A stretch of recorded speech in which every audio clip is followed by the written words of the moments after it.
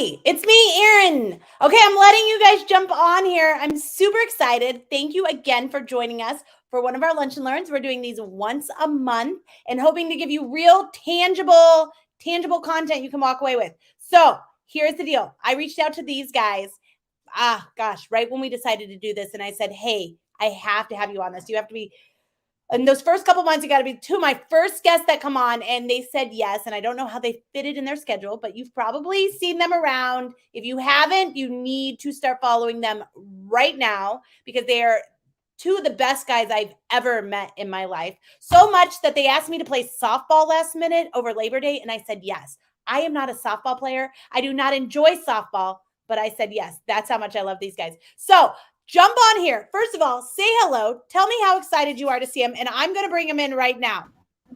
Hi, Dan and Charon. How are you?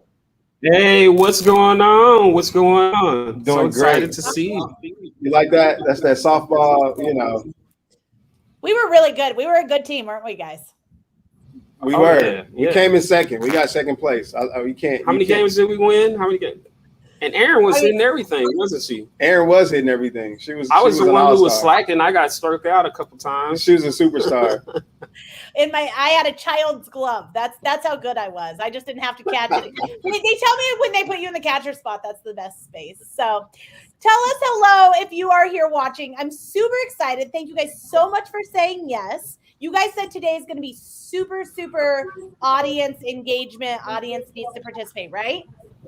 Absolutely. Right. We're looking for audience participation. Yes, we are ready. We are ready. We want to hear from you. So tap in. People that are in the comment section, we can see your comments. So make sure that you tap in, you leave some comment. If you have perspectives on whatever we're talking about, definitely leave that in there. We're excited to engage. Yes, please say something. Please say something. Look, I don't even need to be here. I'm going to bounce out of here in just a second. But okay, look, I was waiting for some comments here. So we got Katie. What's up, Katie?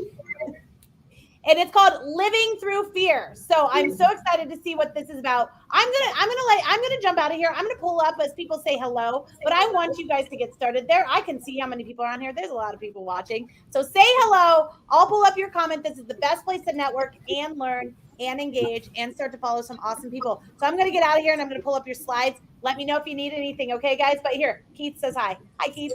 What's up, Keith? Hey, what's up, guys? We live and direct. So we are live. So you got to forgive us, first of all, because it's been a while since we've done a live video. So this is really dope for us because we used to do this during the initial phases of the pandemic. We went live. We did a whole bunch of videos and all this good stuff. So forgive us if we're too energetic. We've been away from the camera for a little bit. So we're really excited to be back. So yeah, what's up? It's definitely been a while. It's definitely been a while. Who are you? Yeah. So thank you again. Thank you, Erin, for allowing us to come and share some insights. No, we are not the foremost scientific experts on fear. However, we have been through some situations that have put us in a place where we can kind of speak to getting through it. Yes. All right. So we got slides. We're trying to. We stepped up a little bit. So who are we? So go ahead. Who are we?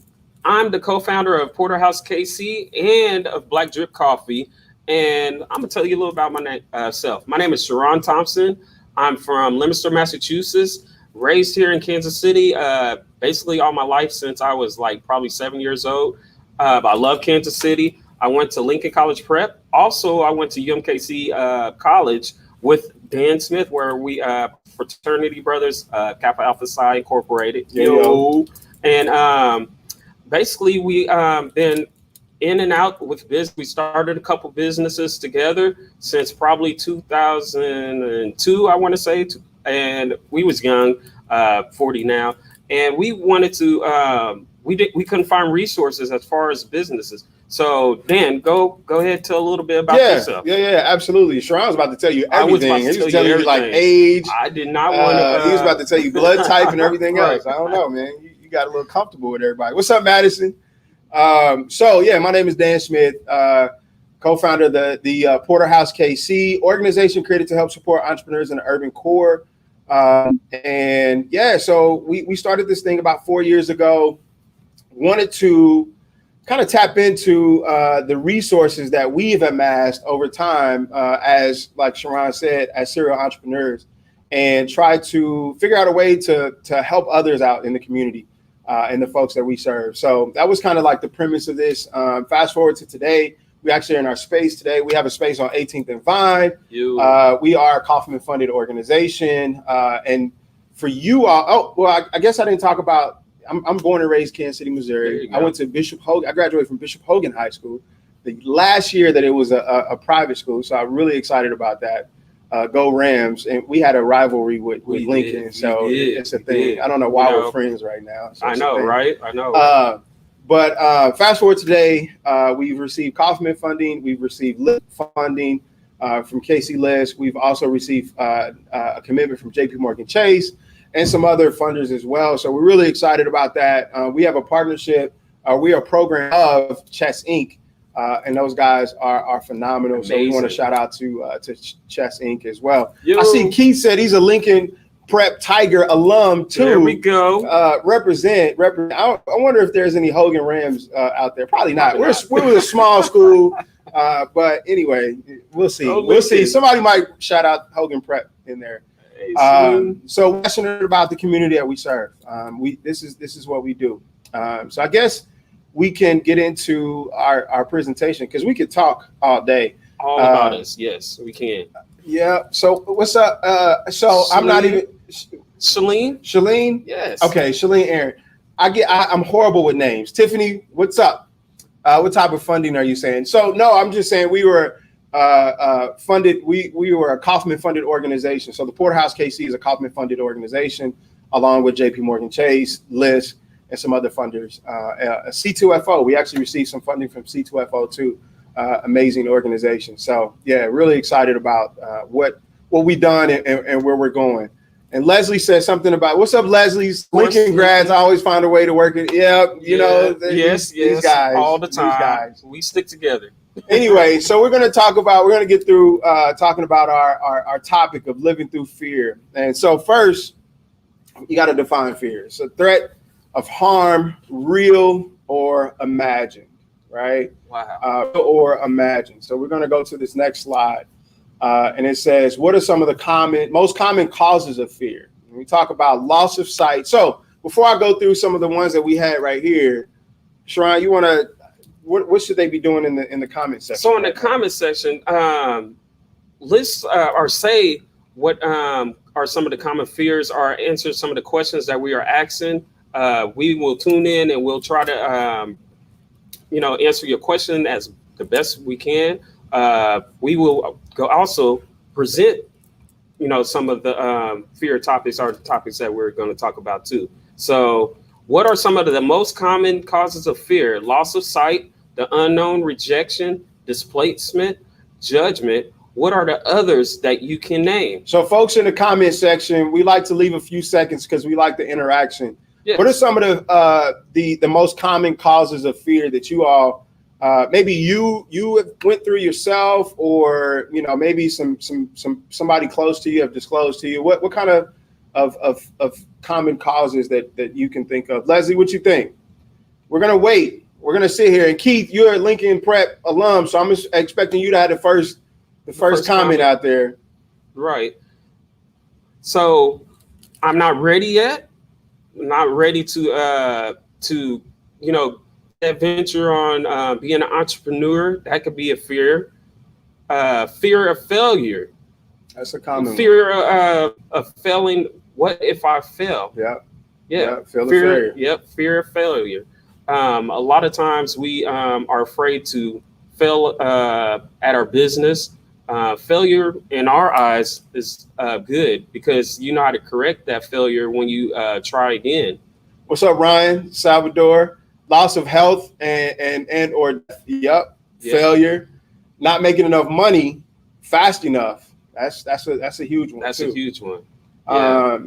Some of the things that we're feeling that causes our fear, like we believe it or not, fear of public speaking. And we're speaking publicly. We speak publicly. But we'll go through why this is a thing right now. But fear of public speaking, that's something that resonates with us. Leslie said, I don't have the skills I need to do it at all. Okay, great one. Tiffany, causing a significant disruption in your kids' lives. Right. Oh, man, that's huge. And we always That's use huge. time management too, not having the time to handle Yep. your business, but you always have kids events, soccer, basketball. So you fear of not letting kids be active in your everyday lives. Shalene said the unknown and rejection. And then Katie said humiliation amongst my peers. So rejection and kind of humiliation amongst our peers, that's something that we think about, we talk about too. This thing about imposter syndrome, right? That comes up often, right? We talk about imposter syndrome and how that affects us in our daily lives, right? As business professionals, entrepreneurs, and what have you. The fear of others not thinking that we are as good as we are, or whatever the case may be. So yeah, so that's it. Those are huge causes of fear. So then we talk about feeling of, right? What do you feel when you fear something, right? And again, we like the crowd participation. We love it. So for us, some simple things, I mean, just like real baseline: terror, panic, anxiety, nervousness, desperation, yeah, or despair. Something you just fear on what your basic cause of life is. If you want to be around your family, you'll fear not having that time around your family. Yeah. See, Kelvin said post-trauma, right? Fear of having failed in the past. Yes. That's a huge one. Yep. Paralyzed. That is a huge one. So I get this so not all of them resonate with. So I don't get a terror feeling. I don't get a feeling of panic, but I do get the anxiety and the nervousness, right? So like that ball in that pit of your stomach, right? That you get out and you can't get this away, and then you kind of start sweating a little bit, right? And then you start stuttering a little bit, and then you try to look for words, and you start saying and all those things that come out. Leslie said, and then paralyzed, depressed because I'm not doing what I want to do. Right. That's so legit. Anxiety.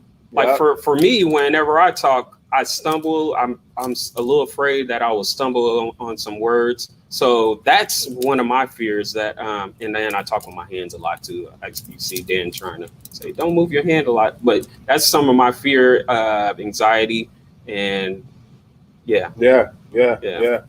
That's a huge thing. So we're going to go on to the next slide. So how do we get through fear? So we're going to talk about how we get through fear a little bit, and then we're going to go through some tools that we can use and some things that we've done to get beyond it. Live in it. Embrace the anxiety. I know that sounds weird, right? It sounds really weird. But the best way, well, you know what? I'm not going to tell you that right now because that'll be leading into the next. Sauce? Right. The number 2, don't stop. Keep working through your nervousness. Yes. And then 3rd, ask for help. Be open for assistance. Any other tools that you all have used to get through some of those anxieties and feeling paralyzed? Leslie, I know you do a lot in the community. How do you get beyond the being paralyzed, right? Shalene too. Like how do you get through the anxiety? What are the things that you've done to get through those? And the post-trauma fear of having failed in the past. How do you get past that past that you trying to get over, Kevin? Let us know. I feel like we've been talking really fast because I want to slow down a little bit. Right. I want to let the comments come in. Because that's another thing, right? Fear of public speaking. You try to rush through stuff, right? Really fast. So you prepare. What are some steps of preparing yourself for whenever you talk in front of a big crowd, or if that's one of your fears, or in front of people in general? How you prepare yourself? I know Keith and Katie both said being really prepared helps. Yeah. Or having confidence to talk in front of people. Do you talk to the mirror? Do you do your rundown on what are you saying before? Sharon does that. He in the mirror and he does his what is it? What's the?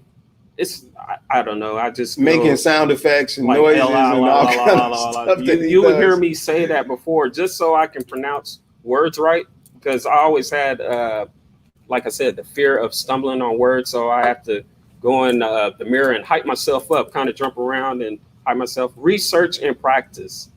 Yeah, yes. Research and practice. Yep.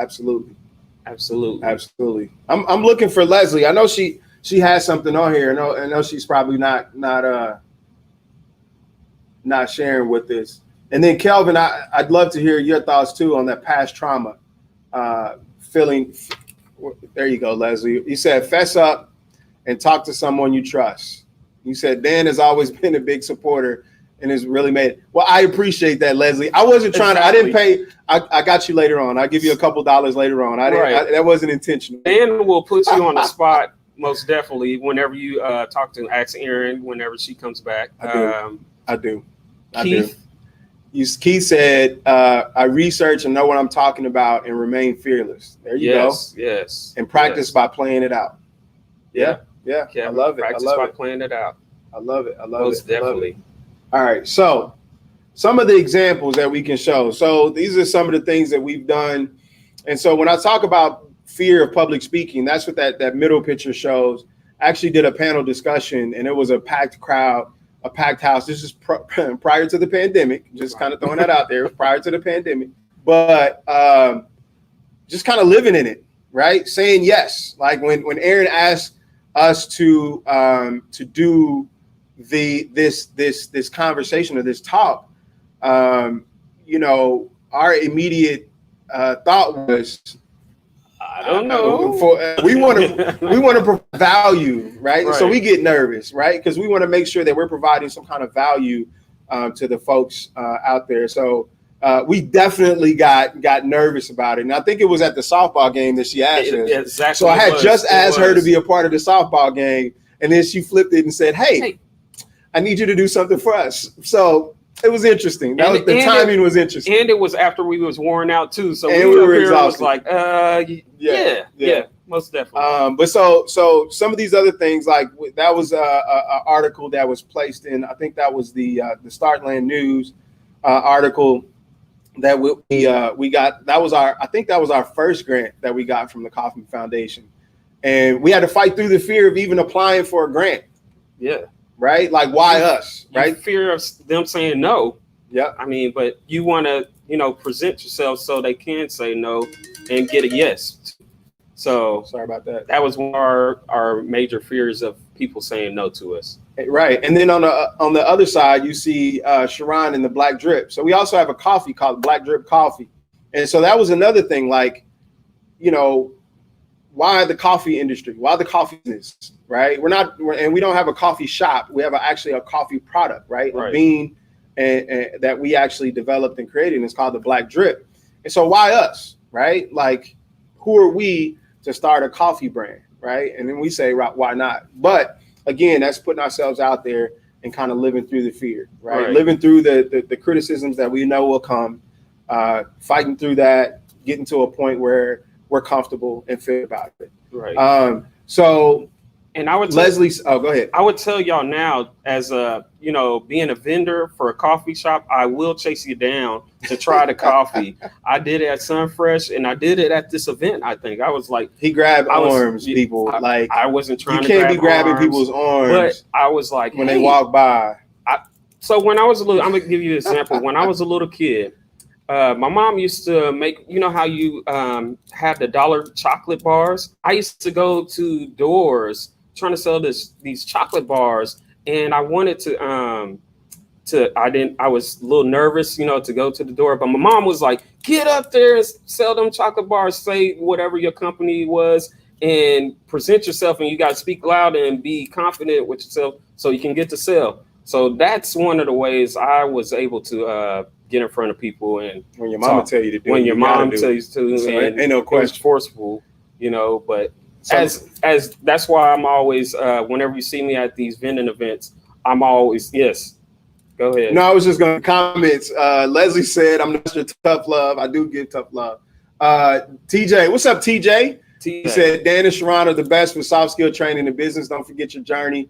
Don't overlook what you've done before. 100%. Exactly. And TJ's about to open up a coffee shop. Actually, October 2nd, he's supposed to do a grand opening, soft opening.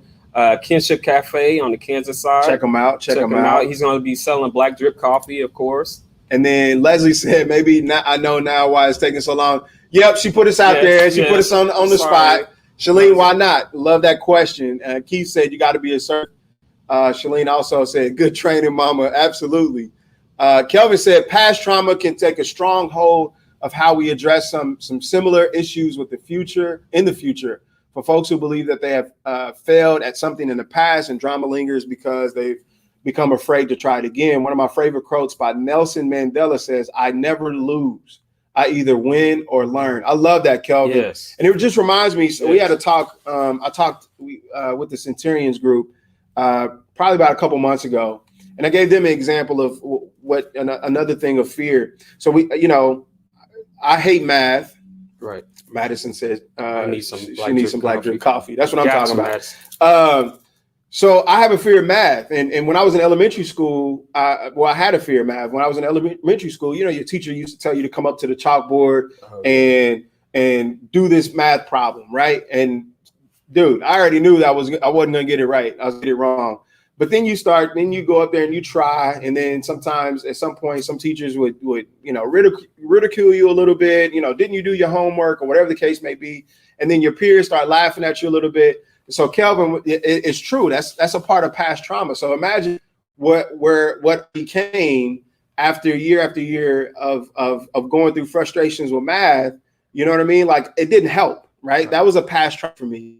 And so, I had to get through that, but that translated over into public speaking too, right? Being thinking about what your peers are saying, they're going to say about you if you get in front of them, if you say the wrong things, if you're not right, whatever the case may be. But that's a really great perspective. So, question for you: do you think that pushed you to overcome your fear of math a little bit, the teacher, by kind of really? Nah, man, that made me go in actually the opposite direction. I faded away from it. I didn't want to attack it because I was nervous, and I didn't want to be ridiculed from my peers. Right. And so how do you not do that? I just backed out, Right.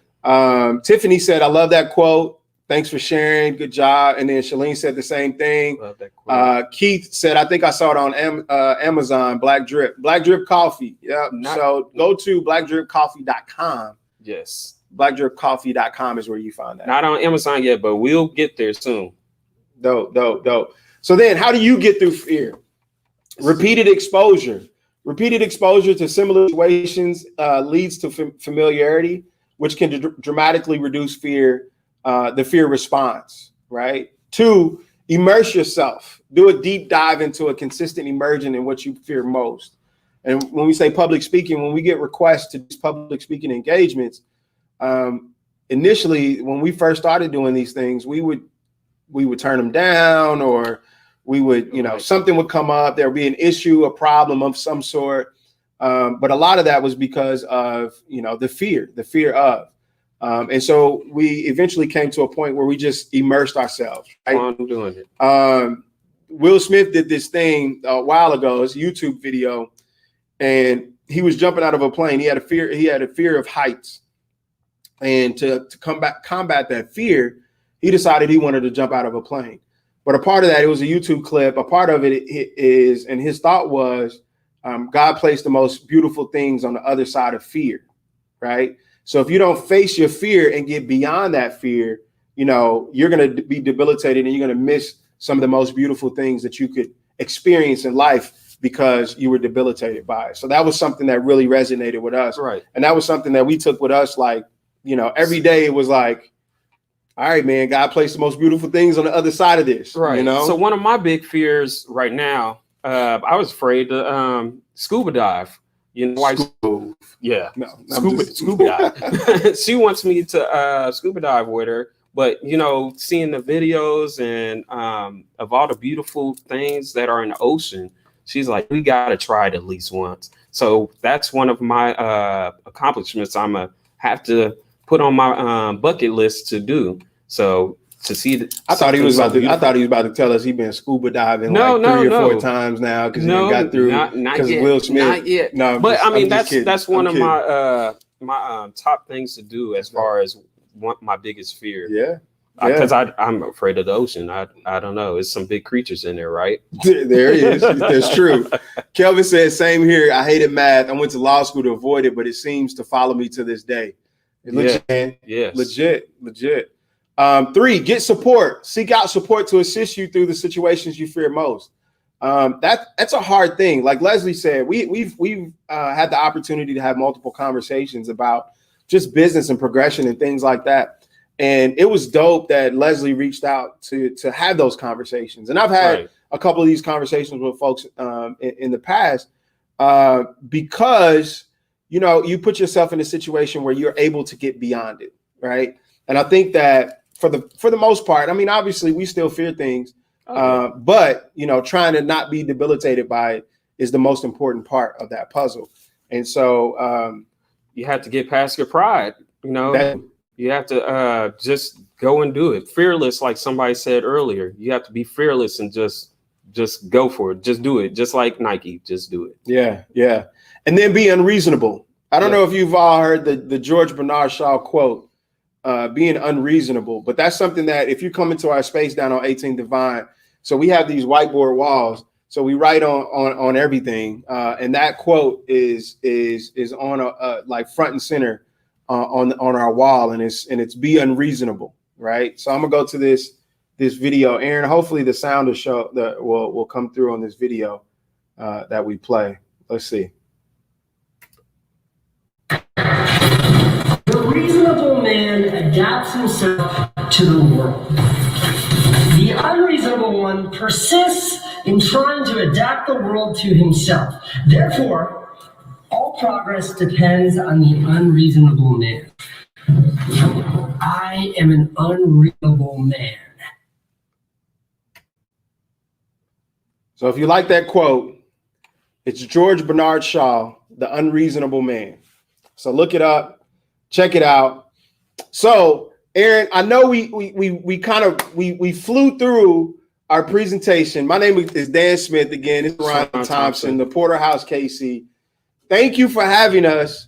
I'd love a Q&A moment, if that's okay, Aaron. If there's any questions or thoughts or perspectives or anything like that. I know we flew by it because we were just we were nervous, we were fearful, and so we were flying through our presentation. It wasn't fearful. No, we just went through it. We did go through it pretty fast. But I mean, if you have any, I can't hear you, Aaron. If you have any, just in case.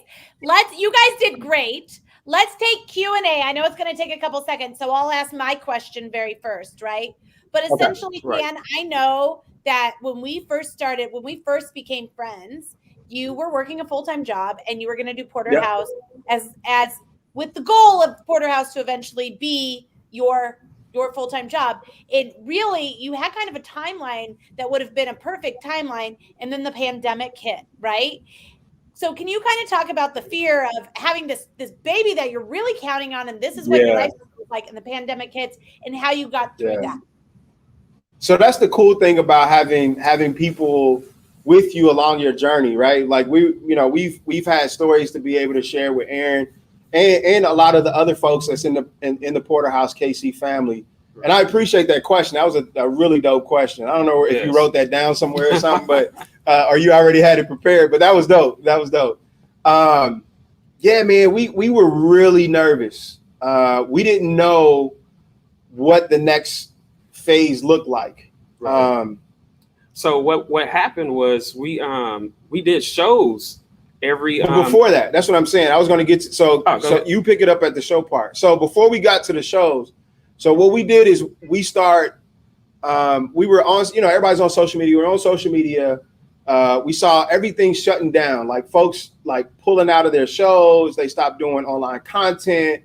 They stopped like feeding you and your creativeness and all these other things, right? Just start shutting down. People got nervous. They didn't know what to do. They didn't even want to turn a camera on because they thought that camera might push COVID through the lens or something, right? I mean, there was like nobody knew what was going on.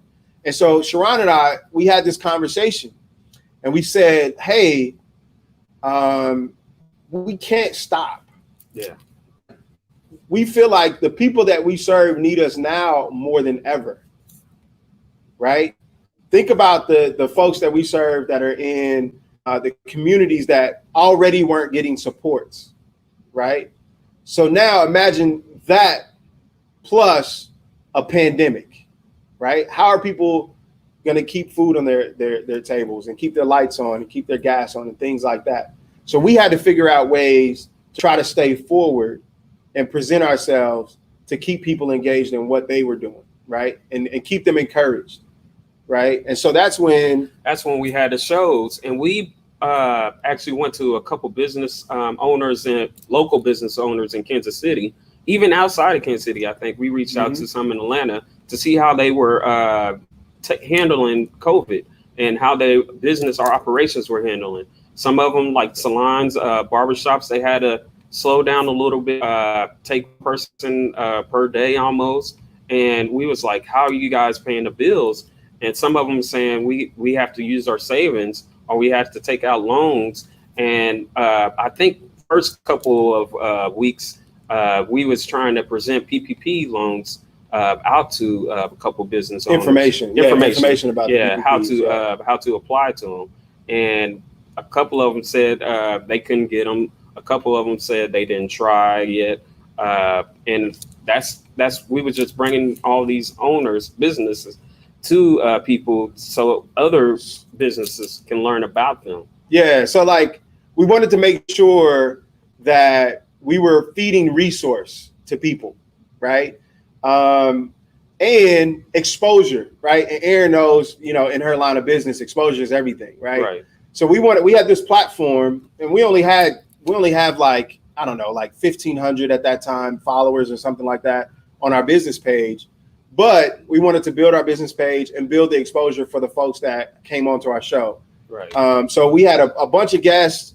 I think we did it for 76 weeks. 76 weeks straight. Had a guest pretty much every single week. We had that we hosted 4 to 10 guests per show. We had about 4 to 10 guests per show, and we used StreamYard as our platform. And it was just a resource, and it was a family building thing. I mean, it was really dope. But that was our way of getting through it. And then we had to figure out, all right, how do we do our classes? Because we actually do small business development classes as well. And we do mentorship. We have a mentorship program. And so we were like, how do we do this? So we figured it out. We doubled down. We got Zoom. We paid for the Zoom account. We bought some technology to help things go smoother.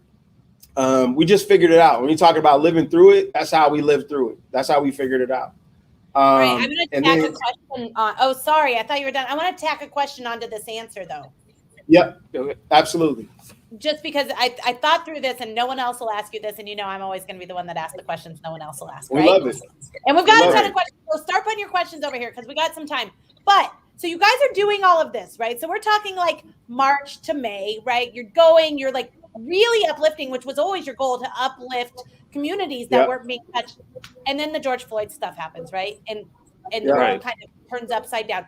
Where does that process, because you guys are Black, right? Yeah. You guys, all of a sudden, you have two things. You have people paying attention that have never paid attention, but you also have people that are hurting really bad because they realize I can see myself in George Floyd. So how does while you're going through all that process, because you're probably maybe week 12, 16 of these 76 shows, how do you take your own personal experiences and your own fear of your sons being out and you being out and what's going on in the world and keep going?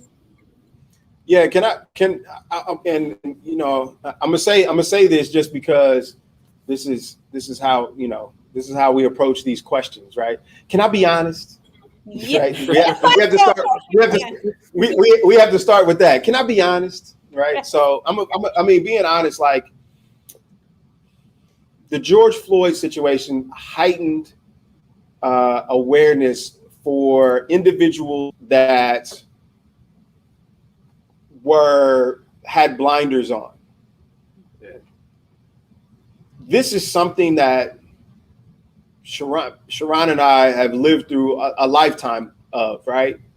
So the George Floyd incident wasn't anything less than or more than something that we've already kind of been through our lives, right? So the heightened awareness of it was kind of like,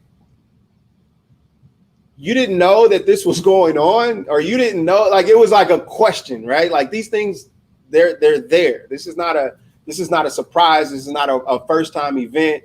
So for us, it just made us double down. We just continued doing what we were doing, right? We dedicated certain shows, the topic, right, to having those conversations, because we didn't want people to feel like we were fading away from a tough conversation. So we had them, right? But it wasn't fatal. It's not a fadeaway. It's this is what we've been working to figure out ways to solve problems too, right? Before George Floyd, right? And we'll continue to do. You know what I mean? So it wasn't something that really just made us like, oh man, we have to. Are we still there? Yeah, you guys are a little glitchy, but you're fine. We can hear you through all of it. Okay, good. So yeah, so it wasn't something that we changed anything that we were doing. We just kind of doubled down, and we said, hey, how can we figure out ways to help more people? That's it. Well, I watched a lot of those shows, and I would think I was kind of referencing earlier where you guys were saying leaning into it, right? Not avoiding leaning into it. And so, awesome. Are you guys ready for these audience questions? Because they're pretty good. I see we got a few on there. I love it. I love it. How do you distinguish between real concerns and false fear? I don't think you do. I think you put them together. I think fear is fear. Like, I don't know if there's a false sense of something, but if you feel anxiety or angst of anything, it's legitimate, right? So it's not really false. You deal with it the same way you deal with something that you didn't fear, right? Or something that, like we talked about earlier in the slides, like, how do we push through this sense of anxiety or this sense of guilt or this sense of whatever that feeling is? How do we figure out a way to get through it and beyond it? Sharon, was you going to say something? No. I said they're together, false fear and real concerns, they're together. So that's how you deal with that. Yeah. I got a big one here for you. You ready? How do you face the fear of COVID and maybe what comes along with what's COVID's done, I guess? Yeah, that's a good question. Yeah, that's always hard. How, as far as business wise, facing through COVID, you just have to kind of push it and see where it's at. It's an up and down situation with a couple business owners. Some can make it, some cannot, but you just have to find a way. Just push through it. That's all I suggest. Yeah, be responsible too. Yeah, responsibility is a huge thing. I don't know. I mean, I'm not going to get into that space, but I'm just saying, be responsible. You know what? Everybody knows what being responsible means. So, not going to pull out all the stickers. Okay, we got a question. Right. I know they're over there. Can you talk a little bit more about what the Porterhouse KC is all about? Oh yeah. Yeah, absolutely. So we have two primary programs. One is a small business development program. Again, that's for entrepreneurs in the urban core. Our sweet spot is between 0 and 3 years. That's a 15-week program. And then we have a mentorship program. That's a 12-week program. And that is the same target demographic, same target audience. We actually have a space down here on 18th and Vine that we're using as a co-working environment, co-working space. So we actually just put a hiring a position out there. It's our first position, first hire. It's going to come through, but that person is going to be responsible for kind of manning this space too, in addition to some other duties. So we're really excited about that. So he forgot another program. We also are going to do the alumni program too. Yep. And a little bit more about the Porterhouse KC. You can reach us on our site, theporterhousekc.com, and it's all on social media outlets.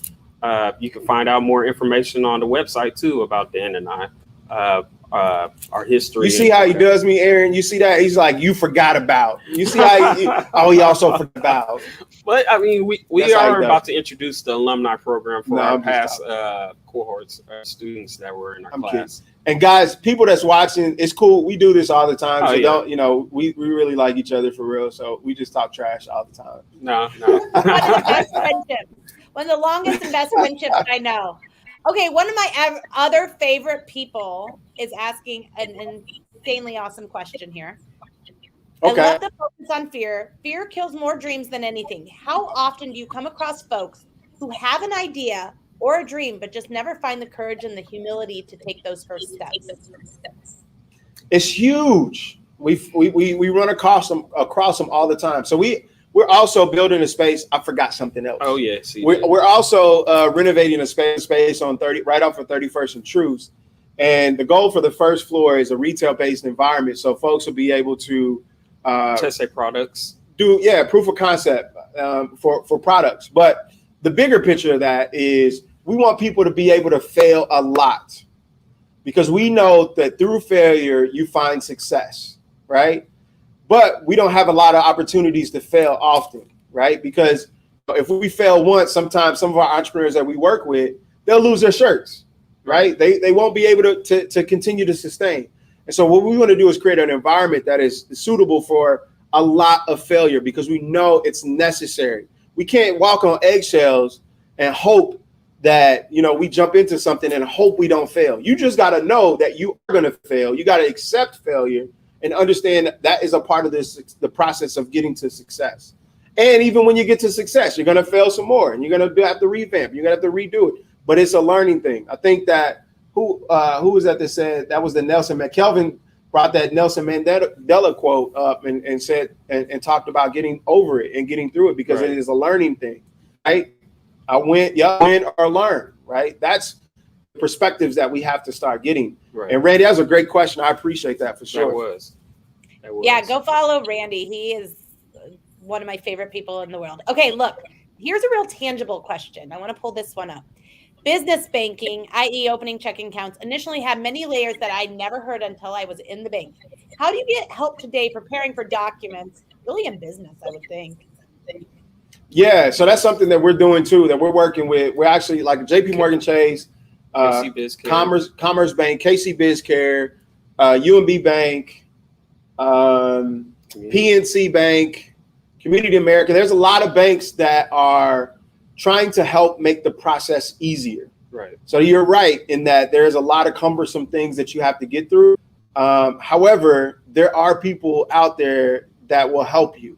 And so from our perspective, we get a lot of folks that are fearful of even asking for that assistance. Right. Right. If we can't figure it out on our own, then we forget it. This is not for me. You got to be willing and you got to be open to getting that assistance. So we do have some partnerships in place, and that we're trying to grow that are there. So the guys at Chess Inc. do a lot of financial education. There's Money Smart KC. KC BizCare actually walks you through processes and steps to legitimize your business. There's so many resources out here. KC Source Link. You just got to be okay with getting assistance. And actually at the bank, actually going and talk to somebody, they will give you a handout too on how to get your bank account open for your business. So that's another way. So just go inside and talk to someone. Keith, that was a great question. I saw your follow-up that says, I'm currently afraid of going into the bank. That is a legitimate fear. That is. Like, we get it. 100%. Yes. We have folks that come through our program that don't have a personal bank account, let alone a business bank account. So that's something that we work through, though. That's a challenge that we allow folks to work in. But we bring bankers into our classes, into our sessions, to allow them to actually be able to connect those dots for folks and reduce that fear and anxiety of working with a banker. You know what I mean? So that's the thing too. So I appreciate you being vulnerable and saying that, because that is a true thing. And so we try to help folks figure that out. Right. I mean, I've been in business for a while, and I think it took COVID for me to realize how important your banking relationship is, because I was at one of the big name banks that that didn't give loans to small businesses. And I've been in business for a long time. So I think that was an awesome question. Okay. If somebody's wanting to join your mentorship program, can you kind of tell them how? Again, I know it kind of went over it. What's up, Juanita? What's up? What's up, Juanita? I see you in the comments. Awesome. So we actually just started our third mentorship cohort, and so now we actually we don't accept new individuals for like while a session is currently going on. So we won't have another mentorship program until about February, late February actually. In January we actually open up 2022. We're going to open up applications for our new small business development program. So that's a little different than the mentorship program, but the resources are great in both. So be on the lookout. Go to the website, sign up for the newsletter, and then when you sign up for that newsletter, you'll get all the information to come out to you and dates and all that fun stuff that comes out. I see Mariah's in the comments too. What's up, Mariah? We got a lot of comments here. Yes. She says, past mentee here. I love the program. It's been very helpful in building my brand. Talk your walk. Please consider doing it if your interest is piqued. So awesome. You guys got a lot of your past people in here. I'm really impressed. Okay. Outside of COVID, what has been your biggest challenge with Porterhouse and how did you push through it? Shalane coming through with the great questions. I know. Oh my right? gosh. Like put us on the spot, right? Transition is always challenging. Well, for me, it was fear of getting our voices out there, getting Porterhouse KC out there to people who don't know about Porterhouse KC. When we initially put our site out there or our page out there, we want people to sign up for our events. We didn't even tell the background story on our events, our first events. Mm-hmm. We had at speaker series, we had great speakers come to our events. We had Dalvin, Shakia, Marquita Miller. We only had a few people come to our events. So that was one of my fears. I don't know about Dan, but it was one of my fears because I hyped it up. I'd be like, I got 100 people coming to our event and only one person or three people would show up. So yeah, that was a great question. That was early on. That was. But also fear of transition, like like Aaron said earlier, I was for 4 years. Well, 3 of the 4 years that we've been in existence, I was working a full-time job while doing this at the same time. And so last year I had the opportunity to go full-time into the Porterhouse KC, right? So that transition from, because I've worked in corporate, I've worked in nonprofit and all this time, none independent.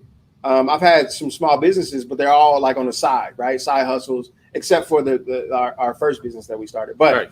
Anyway, but the transition, right? Because I got a family, I got all that stuff, and kids and wife and, the worry about the consistent what's next and all that. But jump out there, right? I had to live through that fear. So that's great. Yeah. And then just transition, like now we're going to be hiring someone. That's scary. Yeah. That's scary. Very scary. So, yeah, I mean, great question. Hopefully we didn't avoid it. But it was a good question. Did I change it? I think you changed it up. I think Sharon went into a different direction. Sorry, y'all. I think quitting your full-time guaranteed paycheck, although I don't believe anyone believes in guaranteed paychecks after COVID, right. Quitting that job with those benefits to go and really, I think that's a good fear. I think you answered it. All right, Leslie's got a question. What should you look for in a mentor who will give you that tough love, but also talk you off the ledge when you need it? Leslie, that's one of the reasons why we created the mentorship program. I think she just threw us an alley-oop. She did. I think Leslie just threw us an alley-oop because that was a really great question, right? But that's the reason why we created the mentorship program, because there's a lot of folks out there that are really great at what they do, but they've never been a mentor before. Or you got folks that are on the other side that have never had a mentor before, or excuse me, mentor. Yeah.